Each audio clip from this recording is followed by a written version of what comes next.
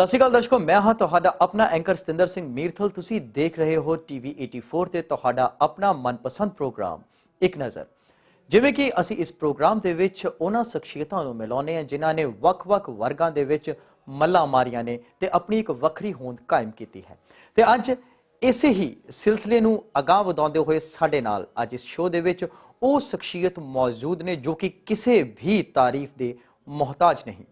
ਇਹਨਾਂ ਨੇ ਥੀਏਟਰ ਜਗਤ ਦੇ ਵਿੱਚ ਫਿਲਮ ਲਾਈਨ ਦੇ ਵਿੱਚ ਵੱਖ-ਵੱਖ ਕਿਰਦਾਰਾਂ ਦੇ ਨਾਲ ਆਪਣੀ ਹੋਂਦ ਨੂੰ ਕਾਇਮ ਕੀਤਾ ਹੈ। ਚਾਹੇ ਉਹ ਕਿਸੇ ਹੀਰੋ ਦੇ ਪਿਓ ਦਾ ਰੋਲ ਹੋਵੇ, ਕਿਸੇ ਭੈਣ ਦੇ ਭਰਾ ਦਾ ਰੋਲ ਹੋਵੇ ਜਾਂ ਫਿਰ ਫਿਲਮ ਦੇ ਵਿੱਚ ਮੁੱਖ ਨਾਇਕ ਦੀ ਭੂਮਿਕਾ ਹੋਵੇ, ਉਹਨਾਂ ਨੇ ਹਮੇਸ਼ਾ ਹੀ ਆਪਣੀ ਭੂਮਿਕਾ ਨੂੰ ਬਹੁਤ ਵਧੀਆ ਤਰੀਕੇ ਦੇ ਨਾਲ ਸਰੋਤਿਆਂ ਦੇ ਸਾਹਮਣੇ ਰੱਖਿਆ ਹੈ। ਜੀ ਹਾਂ, ਮੇਰੀ ਮੁਰਾਦ ਹੈ ਅੰਮ੍ਰਿਤਪਾਲ ਸਿੰਘ ਬਿੱਲਾ ਜੀ ਦੇ ਨਾਲ, ਔਰ ਜੋ ਕਿ ਅੱਜ ਸਾਡੇ ਨਾਲ ਇੱਥੇ ਮੌਜੂਦ ਨੇ। ਅਸੀਂ ਕਰਦੇ ਹਾਂ ਉਹਨਾਂ ਦੇ ਨਾਲ ਗੱਲਬਾਤ ਤੇ ਜਾਣਦੇ ਹਾਂ ਉਹਨਾਂ ਦੀ ਜ਼ਿੰਦਗੀ ਦੇ ਇਸ ਸਫ਼ਰ ਨੂੰ। ਸਭ ਤੋਂ ਪਹਿਲਾਂ ਤੁਹਾਡਾ ਬਹੁਤ-ਬਹੁਤ ਸਵਾਗਤ ਹੈ ਜੀ ਇਸ ਸ਼ੋਅ ਦੇ ਵਿੱਚ। ਜੀ ਬਹੁਤ-ਬਹੁਤ ਜੀ ਆਇਆਂ ਨੂੰ, ਔਰ ਉਮੀਦ ਹੈ ਵੀ ਜਿੰਨੀ ਵੀ ਗੱਲਬਾਤ ਦਾ ਸਿਲਸਿਲਾ ਹੋਏਗਾ ਤੁਸੀਂ ਵੀ ਬਹੁਤ ਆਨੰਦ ਲਓਗੇ ਔਰ ਸਾਡੇ ਦਰਸ਼ਕ ਵੀ ਤੁਹਾਡੇ ਨਾਲ ਰੂਬਰੂ ਹੋ ਕੇ ਬਹੁਤ ਆਨੰਦ ਪ੍ਰਾਪਤ ਕਰਨਗੇ ਜੀ। ਵਾਹਿਗੁਰੂ ਜੀ ਕਾ ਖਾਲਸਾ, ਵਾਹਿਗੁਰੂ ਜੀ ਕੀ ਫਤਿਹ ਜੀ। ਬਿੱਲਾ ਭਾਜੀ, ਵੈਸੇ ਤਾਂ ਤੁਹਾਡੇ ਨਾਲ ਅੰਮ੍ਰਿਤਪਾਲ ਸਿੰਘ ਬਿੱਲਾ ਹੈ, ਪਰ ਮੋਸਟਲੀ ਜਿੰਨੇ ਵੀ ਲੋਕ ਨੇ, ਦਰਸ਼ਕ ਨੇ, ਉਹ ਸਾਰੇ ਤੁਹਾਨੂੰ ਬਿੱਲਾ ਭਾਜੀ ਦੇ ਨਾਮ ਦੇ ਨਾਲ ਜਾਣਦੇ ਨੇ। ਬਚਪਨ ਦੀ ਗੱਲ ਕਰੀਏ ਤਾਂ ਬਚਪਨ ਦੇ ਵਿੱਚ ਜਿੱਦਾਂ ਹਰ ਕੋਈ ਸ਼ਰਾਰਤੀ ਹੁੰਦੇ ਨੇ, ਤੁਸੀਂ ਹੁਣ ਬੜਾ ਪੋਲਾਈਟ ਬੋਲਦੇ ਹੋ, ਬੜਾ ਹੀ ਤੁਹਾਡਾ ਜਿਹੜਾ ਨੇਚਰ ਹੈਗਾ, ਬੜੇ ਸਾਰੇ ਹੀ ਇੰਡਸਟਰੀ ਦੇ ਵਿੱਚ ਜਾਣੇ ਜਾਂਦੇ ਹੋ ਆਪਣੇ ਨੇਚਰ ਕਰਕੇ। ਬਚਪਨ ਦੇ ਵਿੱਚ ਤੁਸੀਂ ਕਿੰਨੇ ਕੁ ਸ਼ਰਾਰਤੀ ਸੀ? ਬਹੁਤ ਸ਼ਰਾਰਤੀ ਸੀ ਜੀ ਬਚਪਨ 'ਚ। ਉਹ ਸ਼ਰਾਰਤਾਂ ਹੀ ਅੱਜ ਉਹ ਮੈਂ ਐਕਟਿੰਗ ਦੇ ਤੌਰ ਤੇ ਸਾਹਮਣੇ ਲਿਆ ਰਿਹਾ। But I love to speak soft, ਮੈਨੂੰ ਬਹੁਤ ਚੰਗਾ ਲੱਗਦਾ, ਕਿਉਂਕਿ ਮੈਨੂੰ ਇਹ ਲੱਗਦਾ ਕਿ ਹਰ ਇੱਕ ਸਿੱਖ ਨੂੰ ਹੀ ਸੌਫਟ ਸਪੋਕਨ ਹੋਣਾ ਚਾਹੀਦਾ। ਕਿਉਂਕਿ ਮੈਂ ਹੁਣ ਵੀ ਕਈ ਵਾਰੀ ਇਹ ਗੱਲ ਸੋਚਦਾ ਹੁੰਦਾ ਕਿ ਸਾਡੇ ਜਿਹੜਾ ਮਹਾਰਾਜ ਨੇ ਸਾਨੂੰ ਸੰਤ ਸਿਪਾਹੀ ਬਣਾਇਆ, ਰਾਈਟ, ਤੇ ਸੰਤ ਪੱਖ ਜਿਹੜਾ ਨਾ ਕਾਫੀ ਹੱਦ ਤੱਕ ਅਲੋਪ ਹੁੰਦਾ ਜਾ ਰਿਹਾ। ਅਸੀਂ ਮੁੱਛਾਂ ਚੜਾ ਕੇ ਨਾ ਦੁਨੀਆ ਨੂੰ ਡਰਾਉਣ ਤੇ ਆ ਗਏ ਹਾਂ। ਸੋ ਮੈਨੂੰ ਇਹ ਚੀਜ਼ਾਂ ਤੋਂ ਬੜੀ ਨਫ਼ਰਤ ਹੈ, ਕਿਉਂਕਿ ਸਿੱਖ ਦਾ ਜੋ ਕਰੈਕਟਰ ਸੀਗਾ ਉਹ ਸੰਤ ਵਾਲਾ 99.9% ਹੈ ਤੇ 0.1% ਜਦੋਂ ਲੋੜ ਪਈ ਉਦੋਂ ਸਿਪਾਹੀ ਬਣਨਾ ਹੈ। So he should be very soft spoken, ਔਰ ਸੰਤ ਪੱਖ ਨੂੰ ਜ਼ਿਆਦਾ ਸਾਹਮਣੇ ਰੱਖਣਾ ਚਾਹੀਦਾ ਹੈ। ਜਦੋਂ ਇਹ ਗੱਲ ਦੀ ਸੋਝੀ ਆਈ ਤਾਂ ਮੈਨੂੰ ਲੱਗਿਆ, ਕਿਉਂਕਿ ਮੈਨੂੰ ਇਹ ਲੱਗਦਾ ਵੀ ਜੇ ਮੈਂ ਕਿਤੇ ਖੜਾ ਹਾਂ, ਜੇ ਮੈਂ ਸੌਫਟ ਸਪੋਕਨ ਹੋਵਾਂਗਾ ਤੇ ਮੇਰੇ ਕੋਲ ਸਾਰੇ ਆਉਣਗੇ। ਜੇ ਮੈਂ ਉਦਾਂ ਹੀ ਡਰਾਵਾ ਰੱਖਾਂਗਾ ਤੇ ਮੇਰੇ ਤੋਂ ਦੂਰ ਹੋਣਗੇ। I don't want people to be get away from me. ਬਹੁਤ ਵਧੀਆ ਜੀ, ਬਹੁਤ ਵਧੀਆ ਸੋਚ ਦੇ ਮਾਲਿਕ ਸਾਡੇ ਬਿੱਲਾ ਭਾਜੀ, ਜਿਨ੍ਹਾਂ ਨੇ ਵੱਖ-ਵੱਖ ਫਿਲਮਾਂ ਦੇ ਵਿੱਚ, ਵੱਖ-ਵੱਖ ਸੀਰੀਅਲਸ ਦੇ ਵਿੱਚ, ਈਵਨ ਬਾਲੀਵੁੱਡ ਫਿਲਮਾਂ ਦੇ ਵਿੱਚ ਕਿਰਦਾਰਾਂ ਦੇ ਨਾਲ ਆਪਣੀ ਵੱਖਰੀ ਜਿਹੜੀ ਹੈ ਹੋਂਦ ਨੂੰ ਕਾਇਮ ਕੀਤਾ ਹੈ। ਅੰਮ੍ਰਿਤਪਾਲ ਜੀ, ਬਚਪਨ ਤੋਂ ਬਾਅਦ ਇਸ ਅਦਾਕਾਰੀ ਵਾਲੇ ਪੱਖ ਦੇ ਵੱਲ ਤੁਸੀਂ ਕਿਸ ਤਰ੍ਹਾਂ ਆਏ? ਇੱਕ ਇਨਸੀਡੈਂਟ ਸੀਗਾ ਜਾਂ ਇੱਕ ਬਚਪਨ ਦਾ ਇੱਕ ਸੁਪਨਾ ਸੀਗਾ ਕਿ ਮੈਂ ਵੱਡਾ ਹੋ ਕੇ ਇੱਕ ਕਲਾਕਾਰ ਹੀ ਬਣਨਾ ਹੈ? ਨਹੀਂ, ਮੇਰਾ ਕਲਾਕਾਰ ਬਣਨ ਦਾ ਕੋਈ ਇੰਨਾ ਨਹੀਂ ਸੀਗਾ, ਬਟ ਮੇਰਾ ਬਚਪਨ ਤੋਂ ਵਿੱਚ ਹੀ ਮੈਂ ਸਕੂਲ ਟਾਈਮ ਤੋਂ ਸਕੂਲ ਦੇ ਵਿੱਚ ਭੰਗੜਾ ਜ਼ਰੂਰ ਪਾਉਂਦਾ ਸੀਗਾ।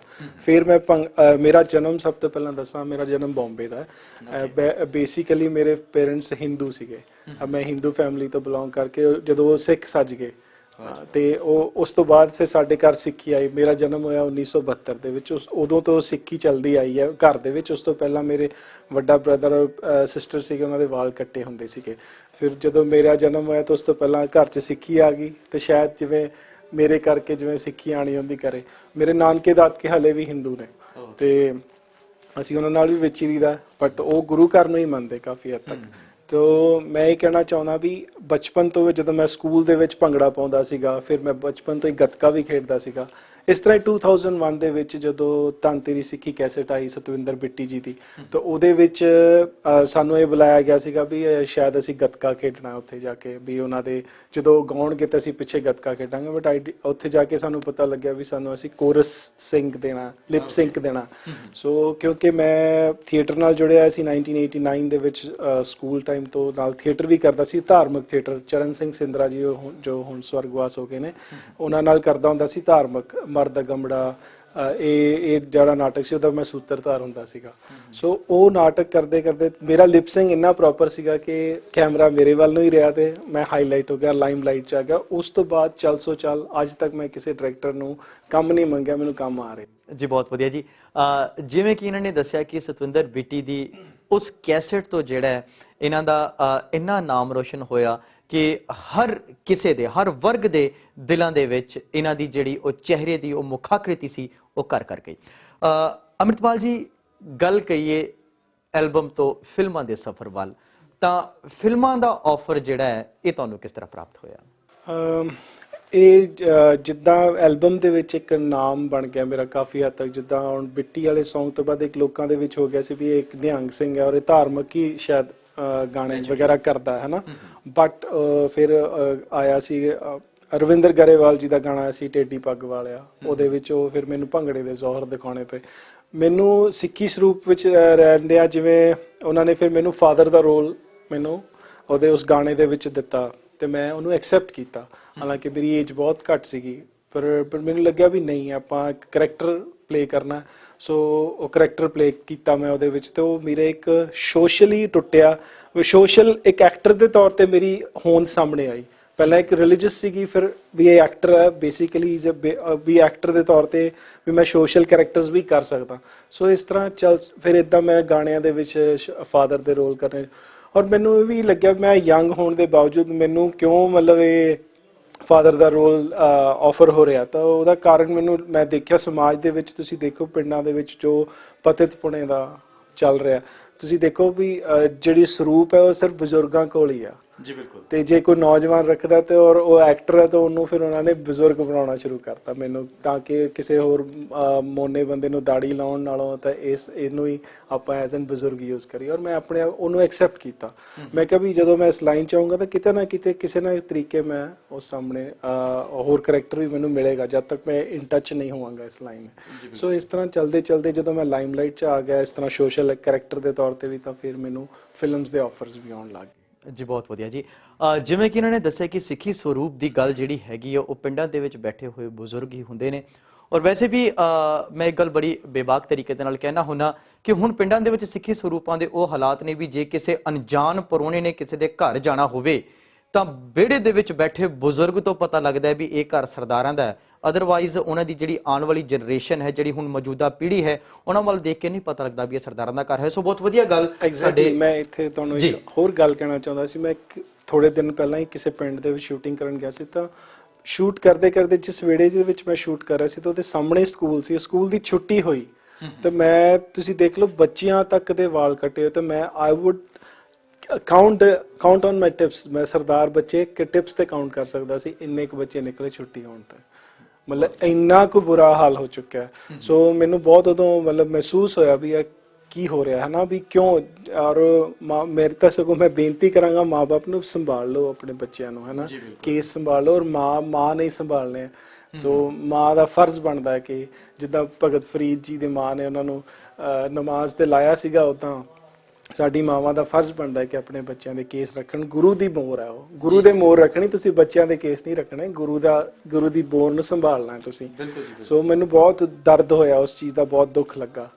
ਸੋ ਮਤਲਬ ਇੰਨਾ ਕੁ ਬੁਰਾ ਹਾਲ ਆ। ਅੰਮ੍ਰਿਤਪਾਲ ਜੀ, ਤੁਸੀਂ ਏਜ ਦੀ ਗੱਲ ਕੀਤੀ ਆ, ਤੁਸੀਂ ਆਪਣੀ ਦਿੱਖ ਤੋਂ ਬਹੁਤ ਸਮਾਰਟ ਲੱਗਦੇ ਹੋ, ਇੰਨਾ ਜੋਸ਼ ਹੈ ਤੁਹਾਡੇ 'ਚ, ਜਿਹੜਾ ਮਰਜ਼ੀ ਤੁਹਾਨੂੰ ਰੋਲ ਦੀ ਤੁਸੀਂ ਬਖੂਬੀ ਉਹਨੂੰ ਨਿਭਾਉਂਦੇ ਹੋ। ਐਗਜ਼ੈਕਟ ਏਜ ਕੀ ਹੈ ਤੁਹਾਡੀ?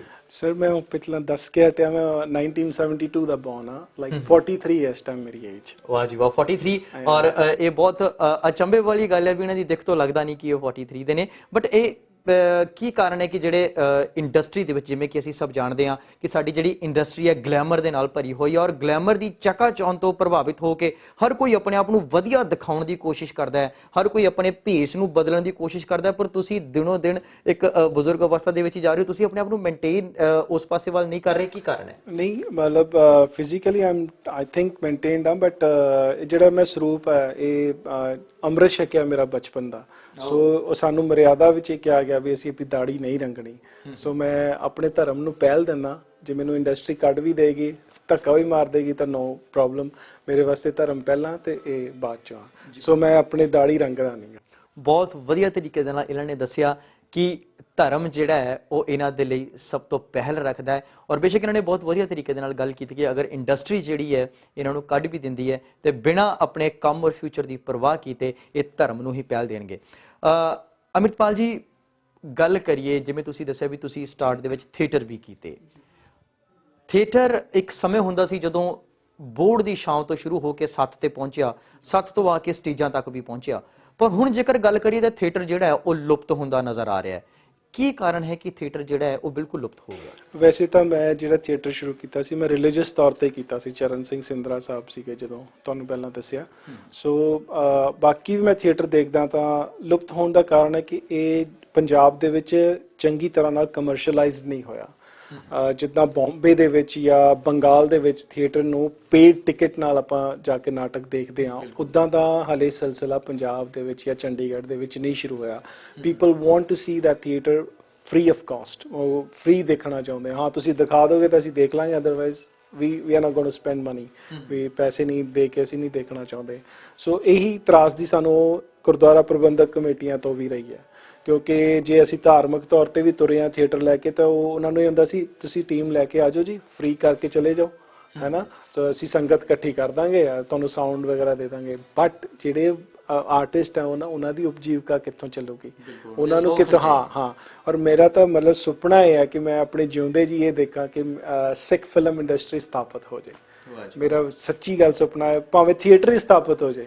ਮਤਲਬ ਇਹ ਦੇਖ ਕੇ ਜਾਵਾਂ ਜੇ ਦੁਨੀਆ ਤੋਂ ਜਾਵਾਂ ਤਾਂ ਮਤਲਬ ਮੈਨੂੰ ਲੱਗੇ ਵੀ ਹਾਂ ਵੀ, ਕਿਉਂਕਿ ਜੋ ਸਾਡੀ ਸਿੱਖ ਹਿਸਟਰੀ ਨਹੀਂ ਰਿਚ ਹੈ, ਔਰ ਹਾਲਾਂਕਿ ਸਾਨੂੰ ਇਹ ਚਾਹੀਦਾ ਕਿ ਜਿੰਨੀ ਕੁ ਰਿਚ ਸਿੱਖ ਹਿਸਟਰੀ ਨੂੰ ਆਪਾਂ ਨਾਟਕਾਂ ਰਾਹੀਂ ਜਾਂ ਮੀਡੀਆ ਰਾਹੀਂ ਦਿਖਾ ਕੇ ਸਾਰੀ ਦੁਨੀਆ ਨੂੰ ਦੱਸੀਏ ਵੀ ਗੁਰੂ ਨਾਨਕ ਪਾਤਸ਼ਾਹ ਦੀ ਫਿਲਾਸਫੀ ਕੀ ਆ, ਹੈ ਨਾ। ਉਹ ਇਸ ਤਰ੍ਹਾਂ ਹੀ ਜੇ ਅੱਜ ਮੀਡੀਆ ਦਾ ਯੁੱਗ ਹੈ ਤਾਂ ਬਹੁਤ ਕੁਇਕਲੀ ਇੱਥੇ ਬੈਠੇ ਬੈਠੇ ਸਾਰੇ ਪਾਸੇ ਥਰੂ ਆਊਟ ਵਰਲਡ ਫੈਲ ਜਾਂਦੀ ਗੱਲ। ਸੋ ਆਪਾਂ ਚਾਹੁੰਦੇ ਹਾਂ ਵੀ ਇਹ ਚੀਜ਼ ਬਣ ਜੇ ਤਾਂ ਕਿ ਜੋ ਗੁਰੂ ਨਾਨਕ ਪਾਤਸ਼ਾਹ ਦਾ ਮੈਸੇਜ ਥਰੂ ਆਊਟ ਵਰਲਡ ਪਤਾ ਲੱਗੇ। ਜੀ ਬਿਲਕੁਲ ਜੀ। ਸੋ ਮੇਰੀ ਤਮੰਨਾ, ਸੋ ਹੁਣ ਇਹ ਤਰਾਸਦੀ ਰਹੀ ਵੀ ਥੀਏਟਰ ਨੂੰ ਕਮਰਸ਼ੀਅਲਾਈਜ਼ ਕਰਨਾ ਪਏਗਾ, ਔਰ ਪ੍ਰਬੰਧਕ ਕਮੇਟੀਆਂ ਜਾਂ ਜਿਹੜੇ ਵੀ ਜੇ ਸਾਨੂੰ ਜਾਂ ਸਪਾਂਸਰਰਸ ਉਹਨੂੰ ਬੈਕਅਪ ਕਰਨ। ਬਿਲਕੁਲ ਜੀ। ਸੋ ਜਦੋਂ ਥੀਏਟਰ ਵੱਲ ਨੂੰ ਜਾਂਦਾ ਤਾਂ ਉਹਨੂੰ ਉਪਜੀਵਿਕਾ ਵੀ ਚਾਹੀਦੀ, ਉਹਨੂੰ ਰੋਜ਼ਗਾਰ ਵੀ ਚਾਹੀਦਾ, ਉਹ ਕਿੱਥੇ ਜਾਏਗਾ? ਸੋ ਇਹ ਨਿਗਾਰ ਵੱਲ ਆਉਣ ਦਾ ਕਾਰਨ ਇਹ ਹੈ। ਜੀ ਬਿਲਕੁਲ ਜੀ। ਅੰਮ੍ਰਿਤਪਾਲ ਜੀ, ਬਹੁਤ ਵੱਡੀ ਗੱਲ ਤੁਸੀਂ ਦੱਸੀ ਹੈ ਸਾਨੂੰ ਰੰਗਮੰਚ ਦੀ, ਪਰ ਅਕਸਰ ਦੇਖਿਆ ਜਾਏ ਤਾਂ ਸਾਡੇ ਬਾਲੀਵੁੱਡ ਇੰਡਸਟਰੀ ਦੇ ਵਿੱਚ ਜਿਹੜੇ ਨੇ ਉਹ 90 ਅਬਵ ਜਿਹੜੇ ਹੈਗੇ ਨੇ, 90% ਅਬਵ ਜਿੰਨੇ ਵੀ ਆਰਟਿਸਟ ਹੈਗੇ ਨੇ ਸਾਰੇ ਪੰਜਾਬ ਤੋਂ ਬਿਲੋਂਗ ਕਰਦੇ ਨੇ। ਕੁਝ ਥੀਏਟਰਸ ਤੋਂ ਗਏ ਨੇ, ਕੁਝ ਇੱਥੇ ਐਲਬਮਸ ਕਰਦੇ ਸੀ ਜਾਂ ਕਿਸੇ ਨਾ ਕਿਸੇ ਤਰੀਕੇ ਨਾਲ ਉਹਨਾਂ ਨੇ ਸਟਰਗਲ ਕੀਤਾ ਔਰ ਕਾਮਯਾਬ ਹੋਏ। ਪਰ ਇਸ ਸਭ ਦੇ ਬਾਵਜੂਦ ਵੀ ਸਾਡੇ ਪੰਜਾਬ ਦੇ ਆਰਟਿਸਟ ਨੂੰ ਬੰਬੇ ਵੱਲ ਦੌੜਨਾ ਪੈਂਦਾ ਹਰ ਕੰਮ ਦੇ ਲਈ। ਇਹਦੇ ਪਿੱਛੇ ਕੀ ਕਮੀ ਹੈ ਸਰ? ਇੱਥੇ ਹਲੇ ਵੀ ਜੇ ਆਪਾਂ ਇਹਨੂੰ ਬੇਸਿਕਲੀ ਦੇਖਿਆ ਜਾਏ ਤਾਂ ਜਿਹੜੀ ਇੱਥੇ ਇੰਡਸਟਰੀ ਆ ਉਹ ਬੇਸਿਕਲੀ ਮਿਊਜ਼ਿਕ ਇੰਡਸਟਰੀ ਆ। ਹਾਲੇ ਫਿਲਮ ਇੰਡਸਟਰੀ ਬਣੀ ਨਹੀਂ। ਕੁਝ ਫਿਲਮਾਂ ਹਿੱਟ ਜ਼ਰੂਰ ਹੋਈਆਂ ਉਹਦੇ ਆੜ ਦੇ ਵਿੱਚ, ਜਿਵੇਂ ਜੱਟ ਐਂਡ ਜੂਲੀਅਟ 1 ਆਈ ਸੀ ਤਾਂ ਉਹ 28 ਕਰੋੜ ਦਾ ਬਿਜ਼ਨਸ ਕਰ ਗਈ ਜੀ, ਇਹ ਕਰ ਗਈ, ਰਾਈਟ। ਉਹ ਕਾਰਨ ਬਣਿਆ ਲੋਕਾਂ ਦਾ ਇਨਵੈਸਟ ਕਰਨ ਦਾ ਵੀ ਹਾਂ ਯਾਰ ਆਪਾਂ 1-1.5 ਕਰੋੜ ਚ ਲਾ ਕੇ ਆਪਾਂ 28 ਕਰੋੜ ਕਮਾ ਲੈਣਾ, ਹੈ ਨਾ, ਕੋਈ ਵੱਡੀ ਗੱਲ ਹੀ ਨਹੀਂ ਹੈ ਨਾ, ਬਹੁਤ ਈਜ਼ੀ ਮਨੀ ਆ। ਸੋ ਆਈ ਥਿੰਕ ਬੜੇ ਇਨਵੈਸਟਰਸ ਉੱਠੇ ਸੀਗੇ। ਬਟ ਜਦੋਂ ਉਹ ਲੋਕਾਂ ਨੇ ਨਕਾਰਨਾ ਸ਼ੁਰੂ ਕੀਤਾ, ਮਤਲਬ ਦੇਖੋ ਮੈਂ ਸਮਝਦਾ ਕਿ ਜਿਹੜੀ ਰੀਜਨਲ ਮੂਵੀਜ਼ ਹੁੰਦੀਆਂ ਨਾ ਉਹ ਸ਼ਾਇਦ ਮਹੀਨੇ ਦੇ ਵਿੱਚ ਜਾਂ 3 ਮਹੀਨੇ ਦੇ ਵਿੱਚ ਇੱਕ ਹੋਣੀ ਚਾਹੀਦੀ ਆ, ਕਿਉਂਕਿ ਸਾਡੇ ਵਰਲਡ ਦੇ ਵਿੱਚ ਸਭ ਤੋਂ ਜ਼ਿਆਦਾ ਬਾਲੀਵੁੱਡ ਮੂਵੀਜ਼ ਬਣਦੀਆਂ, ਤਾਂ ਉਹ ਵੀ ਸਾਡੇ ਉੱਤੇ ਹਜੂਮ ਇੱਕਦਮ ਸਾਡੇ ਉੱਤੇ ਆ ਰਿਹਾ, ਤਾਂ ਉਹ ਵੀ ਕਿਸੇ ਨੇ ਦੇਖਣਾ ਹੈ, ਰਾਈਟ। ਤੇ ਜਦੋਂ ਸਾਡੀ ਮੂਵੀਜ਼ ਉਹਦੇ ਬਰਾਬਰ ਲੱਗਦੀਆਂ ਸੀ ਤਾਂ ਉਹ ਲੋਕੀ ਕਹਿੰਦੇ ਵੀ ਉਸ ਲੈਵਲ ਦੀ ਨਹੀਂ ਬਣੀ, ਉਸ ਲੈਵਲ ਦੀ ਨਹੀਂ ਬਣੀ, ਬਿਕੋਜ਼ ਉਹ ਕੰਪੇਅਰ ਕਰਦੇ। ਹੁਣ ਕੰਪੇਅਰ ਇਦਾਂ ਕਰਦੇ ਹੁਣ 1.5 ਕਰੋੜ ਔਰ ਕਿੱਥੇ 100 ਕਰੋੜ ਦੀ ਮੂਵੀ ਬਣ ਰਹੀ, ਉਹਦੇ ਨਾਲ ਕੰਪੇਅਰ ਕਰਾਂਗੇ ਤਾਂ ਕਿੱਥੇ ਜਾਵਾਂਗੇ? ਲਾਰਜ ਡਿਫਰੈਂਸ ਬਿਟਵੀਨ ਸੋ ਅਗਲਾ ਕਹਿੰਦਾ 150 ਐਂਡ ਉਹੀ, ਉਹ ਕਹਿੰਦਾ ਮੈਂ 200 ਰੁਪਇਆ ਦੇ ਕੇ ਮੈਂ 1.5 ਕਰੋੜ ਵਾਲੀ ਕਿਉਂ ਦੇਖਾਂ, 100 ਕਰੋੜ ਵਾਲੀ ਕਿਉਂ ਨਾ ਦੇਖਾਂ, ਯੂ ਨੋ। ਇਹ ਚੀਜ਼ਾਂ ਸੋ ਇਹ ਸਾਨੂੰ ਹੁਣ ਐਕਸੈਪਟ ਕਰ ਲਿਆ ਸ਼ਾਇਦ ਸਾਡੀ ਇੰਡਸਟਰੀ ਨੇ ਕਿ ਨਹੀਂ ਅਸੀਂ 뮤직 ਇੰਡਸਟਰੀ ਵਾਲੇ ਹੀ ਆ, ਤੇ ਹੁਣ ਫਿਲਮਾਂ ਬਣਨੀਆਂ ਵੀ ਘਟ ਗਈਆਂ, ਤੇ ਸ਼ਾਇਦ ਮੇਰੇ ਖਿਆਲ ਜੇ ਕੋਈ ਇਨਵੈਸਟਰ ਹੈਗਾ ਤਾਂ ਸਿਰਫ ਦਿਲਜੀਤ ਉੱਤੇ ਇਨਵੈਸਟ ਕਰ ਰਿਹਾ। ਬਿਲਕੁਲ ਜੀ, ਬਿਲਕੁਲ। ਅੰਮ੍ਰਿਤਪਾਲ ਜੀ, ਤੁਸੀਂ ਬਾਲੀਵੁੱਡ ਮੂਵੀਜ਼ ਦਾ ਜ਼ਿਕਰ ਕੀਤਾ, ਬਾਲੀਵੁੱਡ ਮੂਵੀ ਦੇ ਵਿੱਚ ਵੀ ਤੁਸੀਂ ਬਹੁਤ ਵਧੀਆ ਅਦਾਕਾਰੀ ਕੀਤੀ ਹੈ। ਕਿਹੜੀਆਂ ਹਿੱਟ ਫਿਲਮਾਂ ਜਿਹੜੀਆਂ ਨੇ ਤੁਸੀਂ ਬਾਲੀਵੁੱਡ ਦੇ ਵਿੱਚ ਦਿੱਤੀਆਂ ਨੇ? ਵੈਸੇ ਤਾਂ ਅਦਾਕਾਰੀ ਤਾਂ ਕੀਤੀ, ਬਟ ਸਾਨੂੰ ਤਰਾਸਦੀ ਰਹੀ ਹੈ ਕਿ ਜਦੋਂ ਵੀ ਇੱਥੇ ਆਉਂਦੇ ਤਾਂ ਸਾਨੂੰ ਕੋਈ ਛੋਟਾ ਮੋਟਾ ਰੋਲ ਹੀ ਆਫਰ ਹੁੰਦਾ ਸੀਗਾ। ਹਾਂ, ਮੈਂ ਕੋਈ ਵੱਡਾ ਰੋਲ ਨਹੀਂ ਕੀਤਾ ਬਾਲੀਵੁੱਡ ਮੂਵੀ ਦੇ ਵਿੱਚ, ਐਵੇਂ ਕਹਾਂ ਤਾਂ ਜੋ ਟਰੁੱਥ ਹੈ, ਸੱਚ ਹੈ। ਸੋ ਇੱਥੇ ਜਦੋਂ ਆਉਂਦੇ ਤਾਂ ਉਹਨਾਂ ਨੂੰ ਲੱਗਦਾ ਵੀ ਨਹੀਂ ਜਿਹੜੇ ਸਾਡੇ ਕੋਲ ਬੰਬੇ ਬੈਠੇ ਆ ਨਾ ਉਹੀ ਸ਼ਾਇਦ ਬੜੇ ਕੈਪੇਬਲ ਆਰਟਿਸਟ ਨੇ, ਵੀ ਪੰਜਾਬ 'ਚ ਜਾਵਾਂਗੇ ਤਾਂ ਇਨਕੋ ਯਾਰ ਐਂਟਰੀ ਵਾਲੇ ਛੋਟੇ ਮੋਟੇ ਰੋਲ ਦੇ ਦਿਓ ਔਰ ਸੋ ਸਾਨੂੰ ਇਸ ਤਰ੍ਹਾਂ ਕਰਕੇ ਨਜ਼ਰਅੰਦਾਜ਼ ਕਰਤਾ ਜਾਂਦਾ ਹੈ। ਬਟ ਅਸੀਂ ਉਹਨੂੰ ਵੀ ਐਕਸੈਪਟ ਕੀਤਾ ਵੀ ਕੋਈ ਨਹੀਂ, ਸ਼ਾਇਦ ਇਹਨਾਂ ਨਾਲ ਰਿਲੇਸ਼ਨ ਬਣਨਗੇ ਤੇ ਗਾਂ ਸਾਨੂੰ ਵਧੀਆ ਉਹ ਮਿਲੇਗਾ। ਬਟ ਫਿਰ ਇਸ ਗੱਲ ਦਾ ਮੈਂ ਵੀ ਸੋਚਿਆ ਵੀ ਚਲੋ ਮੈਂ ਬੰਬੇ ਚਲਾ ਜਾ, ਬਟ ਬੰਬੇ ਦੇ ਵਿੱਚ ਵੀ ਹੁਣ ਸਾਨੂੰ ਇਹ ਦੇਖਣ ਨੂੰ ਮਿਲ ਰਿਹਾ ਵੀ ਸਾਡੇ ਸਿੱਖਾਂ ਨੂੰ ਜੋਕਰ ਹੀ ਬਣਾਇਆ ਜਾਂਦਾ। ਸੋ ਮੇਰਾ ਜੀ ਵੀ ਨਹੀਂ ਕਰਦਾ ਉੱਥੇ ਜਾਣ ਨੂੰ, ਔਰ ਨਾ ਮੈਂ ਕਦੇ ਜਾਊਂਗਾ ਵੀ, ਕਿਉਂ ਜੇ ਸ਼ਾਇਦ ਉਹ ਐਕਸੈਪਟ ਕਰਨ ਵੀ ਨਹੀਂ, ਆਪਾਂ ਇੱਕ ਸਿੱਖ ਦਾ ਕਰੈਕਟਰ ਸਹੀ ਦਿਖਾਉਣਾ ਤਾਂ ਕਰਨਾ। ਕਿਉਂਕਿ ਮੇਰੇ ਇੱਥੇ ਵੀ ਜੇ ਗਾਣੇ ਵੀ ਕਰਦਾ ਮੈਂ, ਇੰਨੇ 15 ਸਾਲ ਹੋ ਗਏ ਮੈਨੂੰ ਗਾਣੇ ਗੁਣੇ ਵਗੈਰਾ ਕਰਦੇ, ਬਟ ਮੈਂ ਕੋਈ ਇਹੋ ਜਿਹਾ ਰੋਲ ਨਹੀਂ ਕੀਤਾ ਜਿਹਦੇ ਵਿੱਚ ਮੈਂ ਕੋਈ ਸ਼ਰਾਬ ਦਾ ਗਲਾਸ ਫੜਿਆ ਹੋਵੇ, ਕੋਈ ਇਹੋ ਜਿਹਾ ਰੋਲ ਨਹੀਂ ਕੀਤਾ ਜਿਹਦੇ 'ਚ ਸਿੱਖ ਦਾ ਮਜ਼ਾਕ ਬਣਦਾ ਹੋਵੇ, ਮੈਂ ਕੋਈ ਇਹੋ ਜਿਹਾ ਰੋਲ ਨਹੀਂ ਕੀਤਾ ਜਿਹਦੇ 'ਚ ਮੈਂ ਕੋਈ ਨੈਗੇਟਿਵਿਟੀ ਦਿਖਾਈ ਹੋਵੇ ਵੀ ਸਿੱਖ ਦੇ ਕਰੈਕਟਰ ਦੀ ਇਹ ਨੈਗੇਟਿਵ ਅਪਰੋਚ ਜਾਂ ਲੋਕਾਂ ਤੱਕ ਜਾ ਰਹੀ ਹੋਵੇ। ਸੋ ਮੈਂ ਨਹੀਂ ਕੀਤਾ। ਇਹ ਕੰਡੀਸ਼ਨਸ ਹੈ, ਇਹੋ ਜਿਹੇ ਕੰਡੀਸ਼ਨਸ ਤੇ ਜੋ ਖਰੇ ਉਤਰਨਗੇ ਤਾਂ I am ready to go there, ਹੈ ਨਾ। ਸੋ ਮੈਂ ਨਹੀਂ ਜਾਣਾ ਚਾਹੁੰਦਾ ਵੀ ਹਾਲੇ ਤੱਕ ਉਹਨਾਂ ਦੇ ਮਨ 'ਚੋਂ ਉਹਦੀ ਵਜ੍ਹਾ ਵੀ ਅਸੀਂ ਆ, ਸਾਡੀਆਂ ਕਮਜ਼ੋਰੀਆਂ। ਜੀ ਬਿਲਕੁਲ। ਮੈਂ ਸਨ ਆਫ ਸਰਦਾਰ ਔਰ ਇਹ ਸਾਰੀਆਂ ਫਿਲਮਾਂ ਜੋਕਰ ਹੀ ਬਣਾਇਆ ਗਿਆ ਸਾਨੂੰ। ਸਿੰਘ ਇਸ ਕਿੰਗ ਦੇ ਵਿੱਚ ਵੀ ਮੈਂ ਹਾਲਾਂਕਿ ਰੋਲ ਕੀਤਾ, ਬਟ ਮੈਨੂੰ ਬਹੁਤ ਦੁੱਖ ਲੱਗਾ ਵੀ ਉਹ ਵੀ ਕਾਮੇਡੀ ਬਣਾ ਕੇ ਰੱਖਤੀ, ਟੇਡੀਆਂ ਮੇਡੀਆਂ ਜਾਂ ਪੱਗਾਂ ਤੇ ਕੀ ਸਰਦਾਰ ਇੱਦਾਂ, ਹੈ ਨਾ। ਸੋ ਮੈਨੂੰ ਨਹੀਂ ਲੱਗਦਾ ਵੀ ਇਹ ਮਤਲਬ ਬਹੁਤ ਧੱਕਾ ਹੋ ਰਿਹਾ ਸਾਡੇ ਨਾਲ ਬਾਲੀਵੁੱਡ ਰਾਹੀਂ, ਕਿਉਂਕਿ ਸ਼ਾਇਦ ਅਸੀਂ ਉਹਨਾਂ ਤੱਕ ਪਹੁੰਚਾ ਹੀ ਨਹੀਂ ਸਕੇ ਵੀ ਸਿੱਖ ਹੈ ਕੀ। ਸੋ ਮੈਨੂੰ ਬੜਾ ਦੁੱਖ ਲੱਗਦਾ ਜਦੋਂ ਆਪਣੇ ਆਪ ਨੂੰ, ਆਪਣੇ ਸਿੱਖ ਕਰੈਕਟਰ ਨੂੰ ਐਵੇਂ ਦੇਖਦਾ ਤਾਂ ਬੜਾ ਮਨ ਤੇ ਮਹਿਸੂਸ ਹੁੰਦਾ, ਕਿਉਂਕਿ ਮੈਂ ਖੁਦ ਇਸ ਲਾਈਨ 'ਚ ਤਾਂ ਮੈਨੂੰ ਲੱਗਦਾ ਵੀ ਨਹੀਂ ਯਾਰ, ਸਿੱਖ ਦਾ ਕਰੈਕਟਰ ਹੀ ਕੁਝ ਹੋਰ ਸੀਗਾ।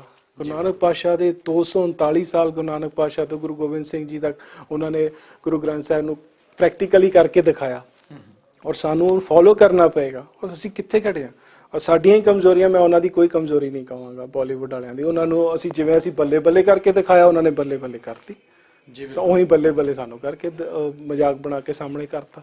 ਔਰ ਜੇ ਮੈਂ ਜਾਊਂਗਾ ਤਾਂ ਮੈਨੂੰ ਵੀ ਸ਼ਾਇਦ ਆਪਣੀ ਰੋਜ਼ਗਾਰ ਵਾਸਤੇ ਸ਼ਾਇਦ ਉਹ ਐਕਸੈਪਟ ਕਰਨਾ ਪਊਗਾ। ਜੀ ਬਿਲਕੁਲ ਜੀ। ਅੰਮ੍ਰਿਤਪਾਲ ਜੀ, ਗੱਲ ਕਰੀਏ ਬਾਲੀਵੁੱਡ ਇੰਡਸਟਰੀ ਦੀ, ਤਾਂ ਬਾਲੀਵੁੱਡ ਇੰਡਸਟਰੀ ਦੇ ਵਿੱਚ ਵੱਖ-ਵੱਖ ਕਨਸੈਪਟਸ ਦੇ ਉੱਪਰ ਜਿਹੜੀਆਂ ਨੇ ਫਿਲਮਾਂ ਬਣਦੀਆਂ ਨੇ, ਔਰ ਜਿਵੇਂ ਤੁਸੀਂ ਦੱਸਿਆ ਕਿ ਸਿੱਖਾਂ ਨੂੰ ਸਿਰਫ ਤੇ ਸਿਰਫ ਇੱਕ ਹਾਸੇ ਦਾ ਪੱਟੂ ਬਣਾ ਕੇ ਹੀ ਪੇਸ਼ ਕੀਤਾ ਜਾਂਦਾ, ਜਦਕਿ ਉਹਨਾਂ ਦੀ ਫਿਲਮਾਂ ਦੇ ਵਿੱਚ ਅੱਛੇ ਕਿਰਦਾਰ ਹੁੰਦੇ ਨੇ। ਇੱਕ ਵਕੀਲ ਦਾ ਕਿਰਦਾਰ ਵੀ ਹੁੰਦਾ ਹੈ, ਇੰਸਪੈਕਟਰ ਦਾ ਕਿਰਦਾਰ ਵੀ ਹੁੰਦਾ ਹੈ, ਇੱਕ ਡਾਕਟਰ ਦਾ ਕਿਰਦਾਰ ਵੀ ਹੁੰਦਾ ਹੈ। ਕਿਤੇ ਨਾ ਕਿਤੇ ਸਾਡੀ ਪੰਜਾਬੀ ਇੰਡਸਟਰੀ ਦੀ ਬਣ ਰਹੀਆਂ ਕਾਮੇਡੀ ਫਿਲਮ ਇਸ ਗੱਲ ਦੇ ਉੱਪਰ ਅਸਰ ਤਾਂ ਨਹੀਂ ਪਾ ਰਹੀਆਂ? ਹੋ ਵੀ ਸਕਦਾ ਹੈ, ਕਾਫੀ ਹੱਦ ਤੱਕ ਵੀ ਹੋ ਸਕਦਾ ਹੈ, ਬਟ ਉਸ ਤੋਂ ਪਹਿਲਾਂ ਵੀ ਚੱਲਦਾ ਸੀਗਾ। ਤੁਸੀਂ ਇੱਕ ਰਾਜ ਕਪੂਰ ਦੀ ਮੂਵੀ ਦੇਖ ਲਓ, ਉਹਦੇ ਵਿੱਚ ਉਹਨੂੰ ਸਰਦਾਰ ਹੈ ਇੱਕ ਟੈਕਸੀ ਡਰਾਈਵਰ, ਉਹਦੇ ਉੱਤੇ ਕਿਰਪਾਨ ਵੀ ਪਾਈ, ਉਹਨੂੰ ਟਿਕਲ ਕਰ ਰਿਹਾ ਔਰ ਹਾਸਾ ਬਣਾਇਆ ਪਿਆ ਉਹਦਾ। ਆਈ ਡੋਂਟ ਨੋ, ਮੈਂ ਮੂਵੀ ਦਾ ਨਾਂ ਨਹੀਂ ਯਾਦ, ਬਲੈਕ ਐਂਡ ਵਾਈਟ ਮੂਵੀ ਸੀਗੀ, ਉਹ ਮੈਂ ਦੇਖੀ ਸੀਗੀ। ਸੋ ਉਦੋਂ ਤਾਂ ਹੀ ਚੱਲਦਾ ਆ ਰਿਹਾ, ਕਿਉਂਕਿ ਸ਼ਾਇਦ ਅਸੀਂ ਆਪਣੀ ਆਪ ਨੂੰ ਦਿਖਾ ਹੀ ਨਹੀਂ ਸਕੇ ਲੋਕਾਂ ਨੂੰ ਵੀ ਅਸੀਂ ਕੀ ਹਾਂ, ਔਰ ਸਾਡੇ ਗੁਰੂ ਪਾਤਸ਼ਾਹ ਦੀ ਫਿਲਾਸਫੀ ਕੀ ਸੀ, ਅਸੀਂ ਕਿਸ ਫਿਲਾਸਫੀ ਨਾਲ ਆ ਕਿਰਪਾਨਾਂ ਧਾਰਨ ਕੀਤੀਆਂ ਹੋਈਆਂ। ਉਹਨਾਂ ਨੇ ਜਦੋਂ ਵੀ ਬੱਲੇ ਬੱਲੇ ਕਰਾਉਣੀ ਔਰ ਹਾਲਾ ਲਾਲਾ ਕਰਨੇ, ਢੋਲ ਵਜਾਣਾ, ਤੇ ਸਾਨੂੰ ਸਾਹਮਣੇ ਕਰ ਦੇਣਾ, ਅਰੇ ਮਜ਼ਾਕ ਕੇ, ਅਰੇ ਬੱਲੇ ਬੱਲੇ ਕੀ ਬਾਤ ਹੈ, ਸਰਦਾਰ ਤਾਂ ਚਾਹੀਏ। ਔਰ ਉਹ ਜੋਕਰ ਜਿਹਾ ਬਣ ਕੇ ਸਾਹਮਣੇ ਸਰਦਾਰ ਵੀ। ਔਰ ਮੈਂ ਤੁਹਾਨੂੰ ਹੁਣ ਇੱਕ ਇੱਥੇ ਹੀ ਦੱਸਦਾ, ਮੈਨੂੰ ਆਫਰ ਆਈ ਸੀ ਬ੍ਰਦਰ ਕੀ ਦੁਲਹਨ ਦੇ ਵਿੱਚ ਇੱਕ ਕਰੈਕਟਰ ਸੀਗਾ, ਦਰਸ਼ਨ ਔਲਖ ਜੀ ਇੱਥੇ ਕੋਆਰਡੀਨੇਟਰ ਨੇ, ਉਹਨਾਂ ਨੇ ਮੈਨੂੰ ਆਫਰ ਕੀਤੀ ਵੀ ਇੱਕ ਰੋਲ ਕਰਨਾ, ਤੁਸੀਂ 3 ਵੀਲਰ ਤੋਂ ਉਤਰਨਾ ਹੈ, ਇਮਰਾਨ ਖਾਨ ਤੇ ਕੈਟਰੀਨਾ ਕੈਫ ਆ ਕੇ ਉਹ 2 ਵੀਲਰ ਤੇ ਹੋਣਗੇ, ਤੁਹਾਡੇ 3 ਵੀਲਰ ਦੇ ਵਿੱਚ ਆ ਕੇ ਵੱਜਣਗੇ, ਤੇ ਤੁਸੀਂ ਬਾਹਰ ਨਿਕਲਣਾ, ਤੇ ਤੁਸੀਂ ਬੜੀ ਬਰੀਕ ਜਿਹੀ ਆਵਾਜ਼ 'ਚ ਗੱਲ ਕਰਨੀ, ਇਹ ਕੀ ਹੋ ਗਿਆ, ਲਾਈਕ ਵਾਈ। ਮੈਂ ਕਿਹਾ I don't want to do that, ਮੈਂ ਨਹੀਂ ਕਰਾਂਗਾ, ਹੈ ਨਾ। ਪਰ ਪ੍ਰੋਬਲਮ ਕਿੱਥੇ ਆਈ, ਮੈਂ ਨਹੀਂ ਕੀਤਾ ਤਾਂ ਕਿਸੇ ਹੋਰ ਨੇ ਜਾ ਕੇ ਕਰ ਲਿਆ, ਕਿਸੇ ਹੋਰ ਨੇ ਕਰ ਲਿਆ। ਸੋ ਮੈਂ ਸਾਰੇ ਉਹ ਸਰਦਾਰਾਂ ਨੂੰ ਵੀ ਬੇਨਤੀ ਕਰਾਂਗਾ ਵੀ ਪਲੀਜ਼ ਤੁਸੀਂ ਐਕਸੈਪਟ ਕਰਨਾ ਹੀ ਬੰਦ ਕਰ ਦਿਓ। ਜੇ ਉਹਨਾਂ ਨੇ ਬਣਾਇਆ ਤੇ ਫਿਰ ਉਹਦੇ ਲਈ ਜਦੋਜਹਿਦ ਕਰੋ, ਉਹਨਾਂ ਦੇ ਖਿਲਾਫ ਖੜੇ ਹੋ ਜਾਓ। ਜਾਂ ਸਾਰੀ ਸੰਸਥਾਵਾਂ ਨੂੰ ਮੈਂ ਅਪੀਲ ਕਰਾਂਗਾ ਵੀ ਪਲੀਜ਼ ਇਹ ਚੀਜ਼ ਨੂੰ ਬਹੁਤ ਗੌਰ ਨਾਲ ਧਿਆਨ ਦਿਓ। ਇਹ ਚੀਜ਼ ਪੂਰੇ ਵਰਲਡ 'ਚ ਘੁੰਮ ਜਾਣੀ ਹੈ, ਔਰ ਸਾਡਾ ਕਰੈਕਟਰ ਗੁਰੂ ਨਾਨਕ ਪਾਤਸ਼ਾਹ ਦੀ ਫਿਲਾਸਫੀ ਇਹ ਰਹਿ ਜਾਣੀ ਬੱਲੇ ਬੱਲੇ ਵਾਲੀ। ਸੋ ਪਲੀਜ਼ ਇਹਨੂੰ ਸੰਸਥਾਵਾਂ ਨੂੰ ਔਰ ਹਰ ਸਿੱਖ ਨੂੰ ਅਵੇਅਰ ਹੋਣਾ ਪਏਗਾ ਇਸ ਚੀਜ਼ ਲਈ। ਜੀ ਬਿਲਕੁਲ ਜੀ ਬਿਲਕੁਲ। ਕਿਤੇ ਨਾ ਕਿਤੇ ਅੰਮ੍ਰਿਤਪਾਲ ਜੀ, ਇਹ ਨਹੀਂ ਲੱਗਦਾ ਕਿ ਹਰ ਕੋਈ ਆਰਟਿਸਟ ਆਪਣੇ ਆਪ ਨੂੰ ਵਧੀਆ ਸ਼ੋਅ ਕਰਨ ਦੇ ਲਈ ਜਾਂ ਆਪਣੇ ਆਪ ਨੂੰ ਸਰਵਾਈਵ ਕਰਨ ਦੇ ਲਈ ਜਾਂ ਬਾਲੀਵੁੱਡ ਇੰਡਸਟਰੀ ਦੇ ਵਿੱਚ ਸਟੈਬਲਿਸ਼ ਹੋਣ ਦੇ ਲਈ ਇਹੋ ਜਿਹੇ ਰੋਲ ਐਕਸੈਪਟ ਕਰਦੇ? ਜਾਂ ਕਿਉਂਕਿ ਜ਼ਰੂਰਤ ਹੈ ਹਰ ਕਿਸੇ ਦੀ ਆਰਥਿਕ ਪੱਖੋਂ, ਹਰ ਆਰਟਿਸਟ, ਕੋਈ ਵੀ ਆਰਟਿਸਟ ਇੰਨਾ ਮਜ਼ਬੂਤ ਨਹੀਂ ਹੁੰਦਾ। ਅਗਰ ਗੱਲ ਕਰੀਏ ਕੋਈ ਥੀਏਟਰ ਤੋਂ ਉੱਠਿਆ ਹੈ, ਹੁਣ ਕੋਈ ਵੀ ਸਿੱਖ ਕਿਰਦਾਰ ਆ, ਅਗਰ ਉਹਨੂੰ ਕੋਈ ਰੋਲ ਮਿਲਿਆ ਬਾਲੀਵੁੱਡ ਇੰਡਸਟਰੀ ਦੇ ਵਿੱਚ, ਤਾਂ ਉਹ ਸਮਝੇਗਾ ਵੀ ਮੈਨੂੰ ਇੱਕ ਬਹੁਤ ਵੱਡਾ ਆਫਰ ਹੋ ਗਿਆ, ਉਹ ਐਕਸੈਪਟ ਕਰ ਲੇਗਾ। ਇਹਦੇ ਪਿੱਛੇ ਕੀ ਕਮੀ ਮੰਨੀਏ ਵੀ ਸਾਡੇ ਇੱਥੇ ਉਹਨਾਂ ਨੂੰ ਅੱਛਾ ਰੋਜ਼ਗਾਰ ਨਹੀਂ ਮਿਲ ਰਿਹਾ, ਜਾਂ ਆਰਥਿਕ ਪੱਖੋਂ ਕੋਈ ਗੱਲਬਾਤ ਹੈਗੀ ਹੈ? ਪਹਿਲੀ ਗੱਲ ਤਾਂ ਹੈ ਹੀ ਬਹੁਤ ਘੱਟ ਹੈ ਨਾ ਸਿੱਖ ਆਰਟਿਸਟ, ਤੇ ਜੇ ਹੈ ਤਾਂ ਜੋ ਕਰਦੇ ਆ ਤਾਂ ਉਹ ਗਲਤ ਕਰਦੇ ਆ, ਉਹਨਾਂ ਨੂੰ ਨਹੀਂ ਕਰਨਾ ਚਾਹੀਦਾ, ਕਿਉਂਕਿ ਜੇ ਤੁਸੀਂ ਸਿੱਖੀ ਸਰੂਪ ਲਿਆ ਤਾਂ ਉਹ ਸਰੂਪ ਤੁਹਾਡਾ ਨਹੀਂ ਹੈ, ਗੁਰੂ ਪਾਤਸ਼ਾਹ ਦਾ, ਰਾਈਟ। ਉਹਨੂੰ ਜਦੋਂ ਅਸੀਂ ਰਿਪਰੈਜ਼ੈਂਟ ਕਰ ਰਹੇ ਮੰਨ ਕੇ ਚੱਲਾਂਗੇ ਤਾਂ ਅਸੀਂ ਨਹੀਂ ਕਰ ਪਾਵਾਂਗੇ। ਮੈਂ ਨਹੀਂ ਕਰਦਾ ਔਰ ਅੱਜ ਤੱਕ ਸਰਵਾਈਵ ਕਰ ਰਿਹਾ, ਔਰ ਰੱਬ ਜਾਣਦਾ, ਮਹਾਰਾਜ ਜਾਣਦਾ, ਮੈਂ ਅੱਜ ਤੱਕ ਕੋਈ ਡਾਇਰੈਕਟਰ, ਕੋਈ ਵੀਡੀਓ ਡਾਇਰੈਕਟਰ ਤੱਕ ਮੈਨੂੰ ਇਹ ਕਹਿ ਦੇਵੇ ਵੀ ਅੰਮ੍ਰਿਤਪਾਲ ਸਿੰਘ ਬਿੱਲਾ ਭਾਜੀ ਦੀ ਸਾਨੂੰ ਕਾਲ ਆਈ ਸੀ ਵੀ ਸਾਨੂੰ ਕੰਮ ਦੇ ਦਿਓ, ਮਤਲਬ ਮੈਂ ਦਾਅਵੇ ਨਾਲ ਕਹਿ ਸਕਦਾ, ਮਹਾਰਾਜ ਦੀ ਹਜ਼ੂਰੀ 'ਚ ਕਹਿ ਸਕਦਾ ਇਹ ਸੱਚ ਹੈ। ਮੈਨੂੰ 2001 ਤੋਂ ਲੈ ਕੇ 16 ਤੱਕ ਚੱਲ ਰਿਹਾ ਔਰ ਕੰਮ ਚੱਲ ਰਿਹਾ ਮੇਰਾ, ਔਰ ਮੈਂ ਅੱਜ ਤੱਕ ਕਿਸੇ ਨੂੰ ਹੱਥ ਨਹੀਂ ਅੱਡੇ ਵੀ ਮੈਨੂੰ ਕੰਮ ਦੇ ਦਿਓ, ਬਿਲਕੁਲ ਜੀ, ਹੈ ਨਾ। ਸੋ ਤੁਸੀਂ ਦੇਖ ਲਓ, ਮੈਂ ਵੀ ਤਾਂ ਸਰਵਾਈਵ ਕਰ ਰਿਹਾ ਨਾ, ਕਿਉਂਕਿ ਮੈਂ ਰਿਪਰੈਜ਼ੈਂਟ, ਮੈਂ ਮਹਿਸੂਸ ਕਰਦਾ ਕਿ ਮੈਂ ਇੱਕ ਸਿੱਖੀ ਨੂੰ ਰਿਪਰੈਜ਼ੈਂਟ ਕਰ ਰਿਹਾ, ਹੈ ਨਾ, ਵੀ ਮੇਰੇ ਸਰੂਪ ਮੇਰਾ ਨਹੀਂ ਹੈ, ਮੇਰਾ ਪਾਤਸ਼ਾਹ ਦਾ ਸਰੂਪ ਹੈ, ਔਰ ਫਿਰ ਮੈਨੂੰ ਜਨਮ ਸਿੱਖ ਘਰ 'ਚ ਦਿੱਤਾ ਤਾਂ ਮੇਰਾ ਫਰਜ਼ ਬਣਦਾ ਉਹਨੂੰ ਨਿਭਾਉਣਾ ਜੀ, ਬਿਲਕੁਲ। ਸੋ ਹਰ ਸਿੱਖ ਨੂੰ ਨਿਭਾਉਣਾ ਚਾਹੀਦਾ। ਇਹ ਬਹੁਤ ਚੀਪ ਪਬਲਿਸਿਟੀ ਹੈ, ਤੁਸੀਂ ਥੋੜੇ ਦਿਨਾਂ ਦਾ ਹੀ ਹੈ ਇਹ, ਤੁਸੀਂ ਕਹਿ ਲਓ। ਮੈਂ ਤੁਹਾਨੂੰ ਪਹਿਲਾਂ ਵੀ ਇਹ ਗੱਲ ਕਹੀ ਨਾ ਵੀ ਮੈਂ ਭਾਜੀ ਮੈਨੂੰ ਇੰਡਸਟਰੀ ਧੱਕਾ ਮਾਰਦੇ ਕਰ ਦੇਵੇ, ਕੋਈ ਗੱਲ ਨਹੀਂ, ਹੈ ਨਾ, ਕਿ ਸੈਲ ਪੱਥਰ में जंत पाए ताका रिजक आके करता रहा, ਤੇ ਮੈਨੂੰ ਰਿਜਕ ਨਾ ਦਊ, ਰੋਟੀ ਨਾ ਦਊ ਮਹਾਰਾਜ, ਫਿਰ ਰੋਟੀ ਤੋਂ ਤਾਂ ਨਹੀਂ ਮਰਦਾ। ਸੋ ਪਲੀਜ਼ ਮੈਂ ਕਹੂੰਗਾ ਵੀ ਅਵੇਅਰ ਹੋਈਏ, ਆਪਾਂ ਗੁਰੂ ਨਾਨਕ ਪਾਤਸ਼ਾਹ ਦਾ ਸਰੂਪ ਹੈ, ਇਹਨੂੰ ਪਲੀਜ਼ ਦੁਨੀਆ ਅੱਗੇ ਇਸ ਤਰ੍ਹਾਂ ਲੈ ਕੇ ਆਈਏ ਕਿ ਲੋਕੀ ਆਸ਼ਾਸ਼ ਕਰਨ, ਧੰਨ ਗੁਰੂ ਨਾਨਕ ਕਹਿਣ। ਅੰਮ੍ਰਿਤਪਾਲ ਜੀ, ਤੁਹਾਡੀ ਇੱਕ ਮੂਵੀ ਦਾ ਮੈਂ ਪ੍ਰੋਮੋ ਦੇਖਿਆ ਸੀ, ਆਈ ਪ੍ਰਾਊਡ ਟੂ ਬੀ ਸਿੱਖ, ਬਹੁਤ ਵਧੀਆ ਰੋਲ, ਜਿਹੜਾ ਬਹੁਤ ਉਮਦਾ ਰੋਲ ਜਿਹੜਾ ਤੁਸੀਂ ਉਹਦੇ ਵਿੱਚ ਨਿਭਾਇਆ ਸੀਗਾ। ਕੀ ਜ਼ਰੂਰਤ ਪਈ ਉਸ ਕਿਰਦਾਰ ਨੂੰ ਨਿਭਾਉਣ ਦੀ?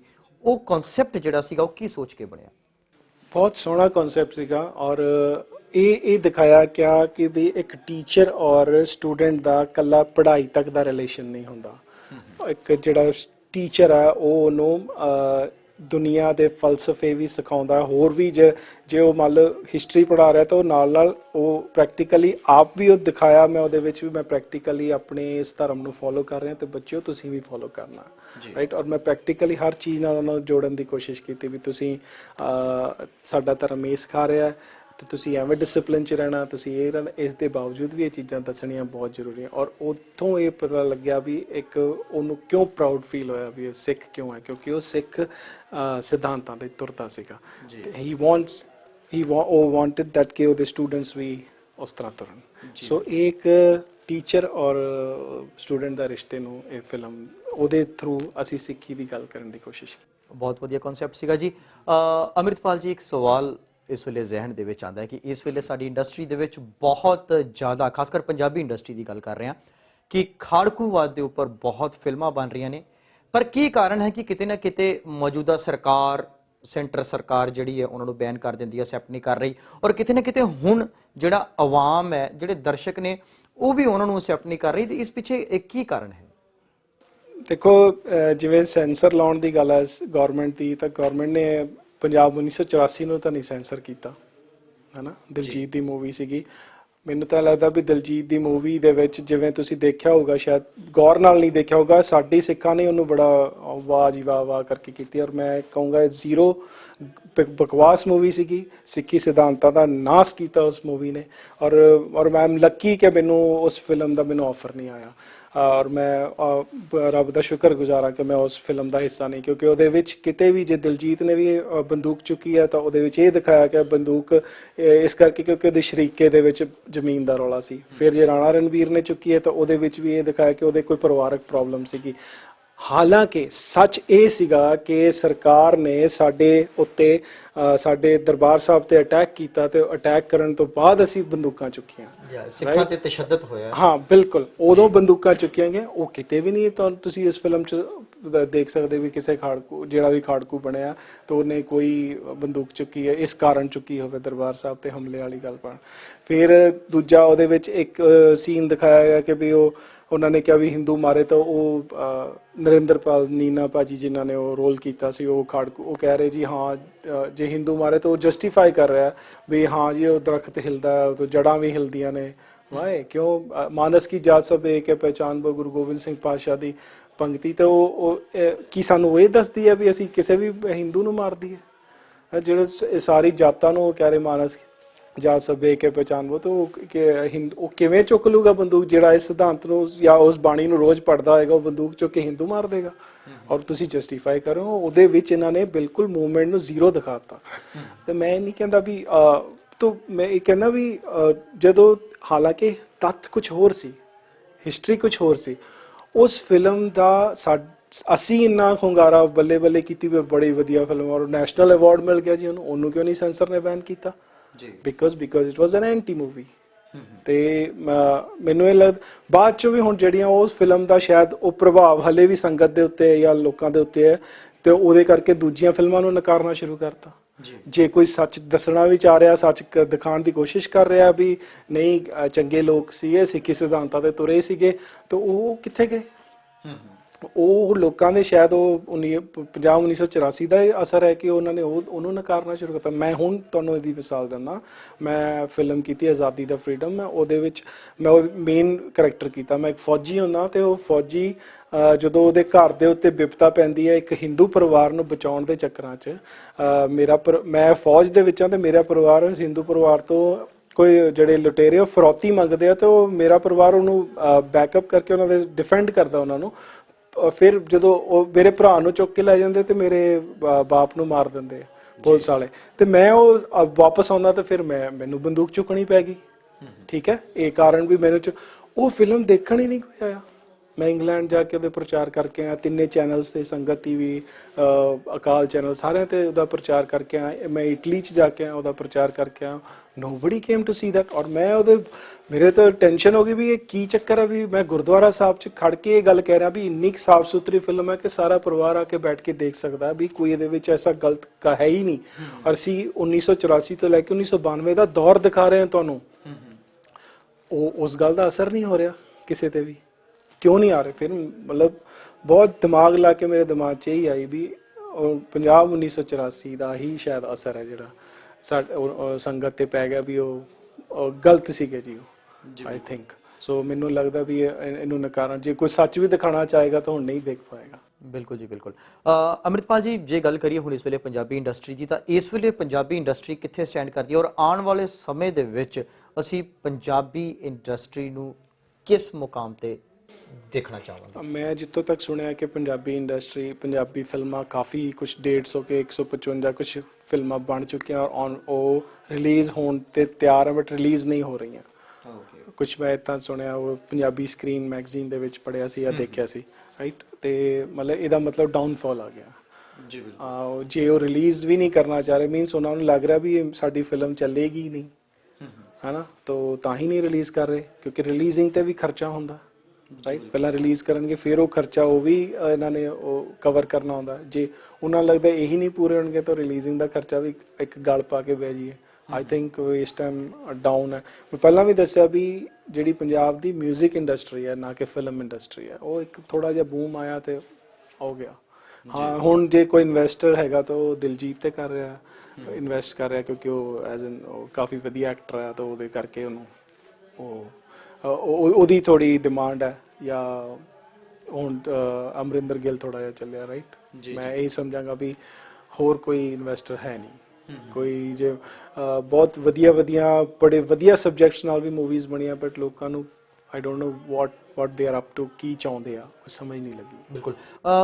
ਕੀ ਕਾਰਨ ਸਮਝੀ ਵੀ ਇੱਕ ਅੱਛਾ ਡਾਇਰੈਕਟਰ ਫਿਲਮ ਨੂੰ ਡਾਇਰੈਕਟ ਨਹੀਂ ਕਰ ਪਾ ਰਿਹਾ, ਪ੍ਰੋਡਿਊਸਰ ਇਨਵੈਸਟ ਨਹੀਂ ਕਰ ਪਾ ਰਹੇ, ਅਦਾਕਾਰ ਅੱਛੀ ਐਕਟਿੰਗ ਨਹੀਂ ਕਰ ਪਾ ਰਹੇ, ਜਾਂ ਫਿਰ ਦਰਸ਼ਕਾਂ ਦਾ ਦ੍ਰਿਸ਼ਟੀਕੋਣ ਚੇਂਜ ਹੋ ਗਿਆ, ਜਾਂ ਉਹ ਕੀ ਭਾਲਦੇ ਨੇ? ਤੁਸੀਂ ਲੌਂਗ ਟਾਈਮ ਇਸ ਇੰਡਸਟਰੀ ਦੇ ਵਿੱਚ ਰਹੇ ਹੋ, ਤੁਸੀਂ ਲੌਂਗ ਟਾਈਮ ਵਰਕ ਕੀਤਾ ਹੈ, ਬਾਲੀਵੁੱਡ ਮੂਵੀਜ਼ ਦੇ ਵਿੱਚ ਵਰਕ ਕੀਤਾ ਹੈ, ਐਲਬਮਸ ਦੇ ਵਿੱਚ ਵਰਕ ਕੀਤਾ ਹੈ, ਪੰਜਾਬੀ ਮੂਵੀਜ਼ ਦੇ ਵਿੱਚ ਵਰਕ ਕੀਤਾ ਹੈ। ਇੱਕ ਕੀ ਲੱਗਦਾ ਹੈ ਕਿ ਦਰਸ਼ਕ ਕੀ ਚਾਹੁੰਦਾ ਹੈ ਪੰਜਾਬੀ ਇੰਡਸਟਰੀ ਤੋਂ ਖਾਸ ਕਰ? ਉਹੀ ਸਮਝ ਨਹੀਂ ਲੱਗ ਰਹੀ ਨਾ, ਇਹੀ ਪ੍ਰੋਬਲਮ ਹੈ ਕਿ ਕੀ ਹੋਇਆ ਕਿ ਸਾਡੀ ਇੱਕ ਭੇਡ ਚਾਲ ਬੜੀ ਚੱਲ ਪੈਂਦੀ ਹੈ।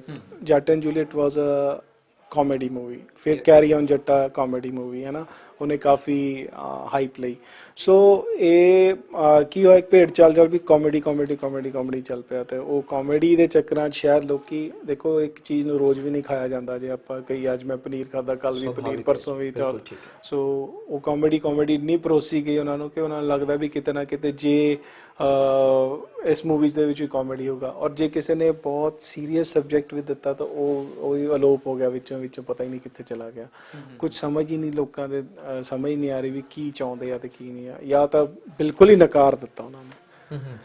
ਕੀ ਓਪੀਨੀਅਨ ਹੈ ਤੁਹਾਡੇ ਵੀ ਇਹ ਕਿਸ ਤਰ੍ਹਾਂ ਹੋ ਸਕਦਾ ਹੈ ਵੀ ਲੋਕਾਂ ਦੇ ਜ਼ਿਹਨ ਦੇ ਵਿੱਚ ਜਿਹੜਾ ਹੈ ਉਹ ਇੱਕ ਕਮਰਸ਼ੀਅਲ ਮੂਵੀਆਂ ਜਿਹੜੀਆਂ ਹੁੰਦੀਆਂ ਨੇ, ਆਪਣੀ ਟ੍ਰੈਡੀਸ਼ਨਲ ਮੂਵੀਜ਼ ਜਿਹੜੀਆਂ ਨੇ, ਉਹ ਉਹਨਾਂ ਦੇ ਦਿਲੋਂ ਦਿਮਾਗ ਦੇ ਵਿੱਚ ਕਰ ਸਕੇ, ਇਹ ਕਿਸ ਤਰ੍ਹਾਂ ਸੰਭਵ ਹੈ? ਮੈਂ ਪਹਿਲਾਂ ਵੀ ਤੁਹਾਨੂੰ ਕਿਹਾ ਸੀ, ਰੀਜਨਲ ਮੂਵੀਜ਼ 3 ਮਹੀਨੇ ਦੇ ਵਿੱਚ ਇੱਕ ਅੱਧੀ ਜਾਂ ਮਹੀਨੇ ਦੇ ਵਿੱਚ ਇੱਕ ਆਉਣੀ ਚਾਹੀਦੀ ਹੈ। ਬਿਲਕੁਲ ਠੀਕ ਹੈ ਨਾ। ਮੇਰਾ ਇਹ ਹਲੇ ਵੀ ਮੈਂ ਇਹ ਕਹੂੰਗਾ ਵੀ ਮੂਵੀ ਘੱਟ ਬਣਾ ਲਓ ਪਰ ਆਓ, ਲੈ ਕੇ ਆਓ ਵਧੀਆ, ਔਰ ਲੋਕੀ ਉਡੀਕਣ ਵੀ ਯਾਰ ਆਣੀ, ਜਿਵੇਂ ਜੀ ਆਇਆਂ ਨੂੰ ਆਈ, ਫਿਰ ਜਗ ਜਿਉਂਦਿਆਂ ਦੇ ਮਿਲੇ, ਇਹ ਗੈਪ ਨਾਲ ਆਈ। ਮਨਮੋਹਨ ਸਿੰਘ ਉਹਨਾਂ ਨੇ ਬਹੁਤ ਵਧੀਆ ਉਪਰਾਲਾ ਕੀਤਾ। ਐਗਜ਼ੈਕਟਲੀ, ਹੈ ਨਾ। ਉਹ ਗੈਪ ਨਾਲ ਮੂਵੀਜ਼ ਆਈਆਂ, ਹੁਣ ਕਿ ਇੱਕਦਮ ਬੂਮ ਆ ਗਿਆ, ਉਹਦੇ ਬਰਾਬਰ ਬਾਲੀਵੁੱਡ ਦੇ ਬਰਾਬਰ ਲੱਗ ਰਹੀਆਂ, ਤੇ ਪੰਜਾਬੀ ਮੂਵੀ ਦੇ ਨਾਲ ਪੰਜਾਬੀ ਮੂਵੀ ਲੱਗ ਰਹੀ, ਉਹ ਕੰਪੀਟ ਕਰ ਰਹੀਆਂ। ਸੋ ਉਹ ਨਹੀਂ ਚਾਹੀਦਾ, ਉਹ ਰੀਜਨਲ ਮੂਵੀ ਥੋੜੀ ਆਣੀ, ਇੱਕ ਅੱਧੀ ਮਹੀਨੇ 'ਚ ਇੱਕ ਅੱਧੀ ਆਣੀ ਚਾਹੀਦੀ ਹੈ। ਜੀ ਬਿਲਕੁਲ ਜੀ, ਬਹੁਤ ਵਧੀਆ। ਇੱਕ ਸਮੇਂ ਦੀ ਸਾਡੇ ਕੋਲ ਜਿਹੜੀ ਹੈ ਉਹ ਬਹੁਤ ਕਮੀ ਹੈ। ਕੋਈ ਇੱਕ ਐਸਾ ਮੂਵਮੈਂਟ ਜਿਹੜਾ ਡਿਊਰਿੰਗ ਸ਼ੂਟਿੰਗ ਟਾਈਮ ਜਿਹੜਾ ਤੁਹਾਨੂੰ ਅੱਜ ਤੱਕ ਜਿਹੜਾ ਚੇਤੇ ਆਉਂਦਾ ਹੈ, ਔਰ ਕੋਈ ਐਸਾ ਜਿਹੜਾ ਸਾਡੇ ਦਰਸ਼ਕਾਂ ਨਾਲ ਸਾਂਝਾ ਕਰਨਾ ਚਾਹੋ? ਅਸੀਂ ਗਾਣਾ ਕਰ ਰਹੇ ਸੀਗੇ ਗਿੱਲ ਹਰਦੀਪ ਜੀ ਦਾ, ਸੁੱਖਾ ਸਿੰਘ ਮਹਿਤਾਬ ਸਿੰਘ, ਮੈਂ ਮਹਿਤਾਬ ਸਿੰਘ ਦਾ ਕੀਤਾ, ਉਹਨਾਂ ਨੇ ਸੁੱਖਾ ਸਿੰਘ ਦਾ ਕੀਤਾ, ਨੀਨਾ ਭਾਜੀ ਨੇ। ਸੋ ਸਾਡੇ ਹੱਥ 'ਚ ਬਰਛੇ ਫੜੇ ਹੋਏ ਸੀ, ਘੋੜਿਆਂ ਤੇ ਸੀਗੇ ਉਹ ਘੋੜੇ ਵੀ। ਐਕਚੁਅਲੀ ਉੱਥੋਂ ਜਿਹੜੇ ਘੋੜੀਆਂ ਨਹੀਂ ਹੈਗੀਆਂ ਵਿਆਹ ਵਾਲੀਆਂ, ਉਹ ਸਾਨੂੰ ਦੇ ਦਿੱਤੀਆਂ, ਤਾਂ ਅਸੀਂ ਚਲੋ ਚਲਾ ਤਾਂ ਲੈਂਦੇ ਸੀ, ਬਟ ਉਹ ਬੇਕਾਬੂ ਹੋ ਗਈਆਂ। ਉਹ ਭਾਜੀ ਗਿਰੇ ਅੱਗੋਂ, ਨੀਨਾ ਭਾਜੀ ਪਿੱਛੋਂ ਮੈਂ ਗਿਰਿਆ, ਤੇ ਸਾਡੇ ਹੱਥ 'ਚ ਬਰਛੇ ਸੀਗੇ। ਉਹ ਮਤਲਬ ਸ਼ਾਇਦ ਜਿਉਂਦੇ ਹੀ ਨਾ ਹੁੰਦੇ, ਉਹ ਬਰਛਾ ਸਾਡੇ ਵੱਜ ਸਕਦਾ ਸੀ। ਉਹ ਮਤਲਬ ਬਾਲ ਬਚੇ ਅਸੀਂ। ਅੱਗੇ ਜੀਪ ਜਾ ਰਹੀ ਸੀ ਤੇ ਅਸੀਂ ਪਿੱਛੇ ਸਾਹਮਣੇ ਘੋੜੇ, ਤੇ ਜੀਪ ਦੇ ਵਿੱਚ ਕੈਮਰਾ ਸੀਗਾ ਤੇ ਅਸੀਂ ਘੋੜਿਆਂ ਤੇ ਆ ਰਹੇ ਸੀ, ਤੇ ਉਹ ਇੱਕਦਮ ਉਹਨਾਂ ਦਾ ਘੋੜਾ ਡਿੱਗਿਆ, ਮੇਰਾ ਘੋੜਾ ਨਾਲ ਹੀ ਡਿੱਗ ਪਿਆ, ਤੇ ਅਸੀਂ ਯਾਨੀ ਕੰਮ ਜਿਹੜਾ ਹੈ ਉਹ ਕੋਈ ਵੀ ਸੌਖਾ ਨਹੀਂ ਹੈ ਜੀ। ਸੋ ਇਹ ਸਨ ਬਹੁਤ ਵਧੀਆ ਅਦਾਕਾਰ ਜਿਨ੍ਹਾਂ ਨੇ ਆਪਣੀ ਅਦਾਕਾਰੀ ਦੇ ਨਾਲ, ਔਰ ਖਾਸ ਕਰਕੇ ਮੈਂ ਗੱਲ ਕਹਿਣਾ ਚਾਹਾਂਗਾ ਕਿ ਗੁਰੂ ਗੋਬਿੰਦ ਸਿੰਘ ਮਹਾਰਾਜ ਦੀ ਬਖਸ਼ੀ ਹੋਈ ਸਿੱਖੀ ਨੂੰ ਬਰਕਰਾਰ ਰੱਖਦੇ ਹੋਏ ਬਾਲੀਵੁੱਡ ਇੰਡਸਟਰੀ ਤੇ ਪੰਜਾਬੀ ਇੰਡਸਟਰੀ ਦੇ ਵਿੱਚ ਆਪਣਾ ਨਾਮ ਕਮਾਇਆ। ਸੋ ਅਸੀਂ ਤਾਂ ਇਹੀ ਅਰਦਾਸ ਕਰਦੇ ਹਾਂ ਗੁਰੂ ਗੋਬਿੰਦ ਸਿੰਘ ਮਹਾਰਾਜ ਦੇ ਚਰਨਾਂ ਦੇ ਉੱਪਰ ਕਿ ਉਹ ਇਹਨਾਂ ਨੂੰ ਹੋਰ ਤਰੱਕੀਆਂ ਬਖਸ਼ਣ, ਤੇ ਇਸੇ ਤਰ੍ਹਾਂ ਇਹ ਆਪਣੇ ਸਿੱਖੀ ਸਰੂਪ ਦੇ ਵਿੱਚ ਕਾਇਮ ਰਹਿ ਕਰਕੇ ਬਾਲੀਵੁੱਡ ਈਵਨ ਹਾਲੀਵੁੱਡ ਇੰਡਸਟਰੀ ਦੇ ਵਿੱਚ ਵੀ ਆਪਣੇ ਆਪ ਨੂੰ ਸਟੈਬਲਿਸ਼ ਕਰਨ ਤੇ ਸਿੱਖੀ ਸਰੂਪ ਦਾ ਪ੍ਰਚਾਰ ਤੇ ਪ੍ਰਸਾਰ ਕਰ ਸਕਣ। ਸੋ ਬਿੱਲਾ ਭਾਜੀ, ਤੁਹਾਡਾ ਸਾਡੇ ਸ਼ੋਅ ਦੇ ਵਿੱਚ ਆਉਣ ਤੇ ਬਹੁਤ ਬਹੁਤ ਧੰਨਵਾਦ। ਤੁਹਾਡੇ ਨਾਲ ਗੱਲ ਕਰਕੇ ਬਹੁਤ ਅੱਛਾ ਲੱਗਿਆ ਜੀ, ਔਰ ਆਸ ਕਰਦੇ ਵੀ ਤੁਹਾਨੂੰ ਵੀ ਬਹੁਤ ਅੱਛਾ ਲੱਗਿਆ ਹੋਵੇਗਾ ਜੀ। ਔਰ ਅਸੀਂ ਇੱਥੇ ਹੀ ਤੁਹਾਡੇ ਨਾਲ ਗੱਲਬਾਤ ਦਾ ਸਿਲਸਿਲਾ ਜਿਹੜਾ ਸਮਾਪਤ ਕਰਦੇ ਹਾਂ ਜੀ। ਫਤਿਹ ਦੀ ਸਾਂਝ ਪਾਈਏ ਜੀ। ਵਾਹਿਗੁਰੂ ਜੀ ਕਾ ਖਾਲਸਾ, ਵਾਹਿਗੁਰੂ ਜੀ ਕੀ ਫਤਿਹ। ਇੱਕ ਨਜ਼ਰ